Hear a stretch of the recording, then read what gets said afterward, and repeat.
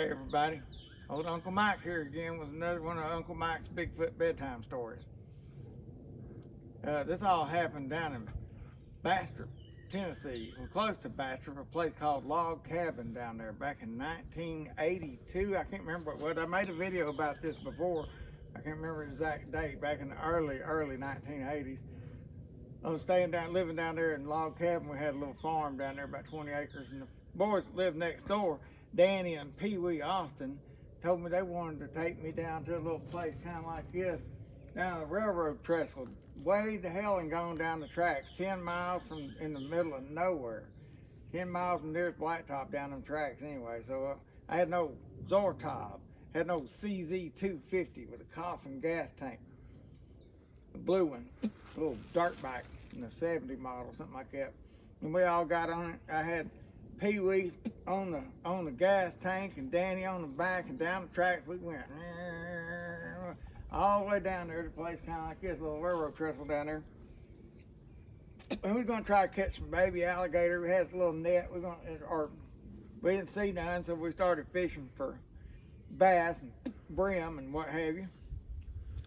Anyway, we hadn't been there long, and I heard a big noise up in the woods, right up over the embankment from where we was fishing at right there.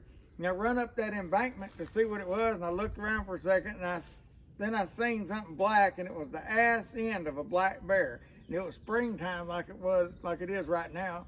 And I thought, well, I hope it's not a sow with cubs. And I'd never seen a black bear in a while before. And that bear wouldn't, I don't know, maybe 15 yards in front of me. It was in some bushes trying to get it, just wouldn't pay me no mind. It was in the bushes after something. I kind of survivalist back then. Had no semi-automatic Mac 10 on sling across my shoulder, and I had a Smith & Wesson Model 66 stainless snub nose on my hip. I wanted to get a better look at that bear. And I wanted to let it, I didn't want it to just be surprised and charge me. So I just, for some reason, I thought I'd just shoot the ground. So I pulled out that Smith & Wesson 357 and shot the ground. Boom! It's like a damn hand grenade going off. Damn 125 grain jacket hollow point. Kaboom!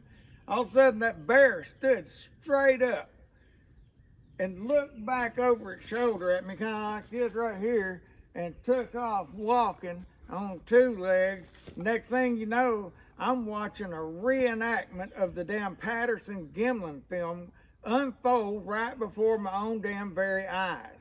This thing took off walking fast. It took about 4 or 5 steps, keeping a little eye on me over its shoulder, and then it took off like a damn jackrabbit.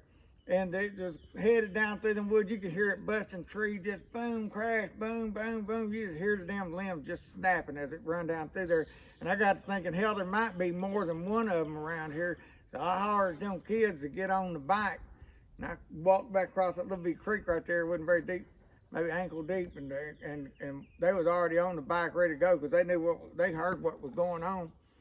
And we hauled ass out of there. And they told me later, they said they had seen something down there, but they described something different from what I saw, because I saw what was about maybe 7.5, 8 foot tall, skinny looking Sasquatch. And like I say, my mind just said bear, bear, bear, but my eyes were saying no, no, no. And it was a squatch. And the first time I ever saw one. And when it took off, we got on the bike and got out of there, and the Austin boy told me, oh, we seen him down there, way down the tracks, maybe a half a mile down there, standing up on the tracks one day. I said, yeah. He said, we seen them ears poking up there. And I said, I'm thinking ears poking up there. I said, hell, that thing didn't have no ears poking up. And what they were describing was the damn rougarou, the damn dog man. Anyway, Louisiana's got some crazy critters. Anyway, that's the first time I ever seen a Sasquatch, and it changed my life. It just really put the hook in me. And I've been investigating and checking on, looking into Sasquatches and things ever since.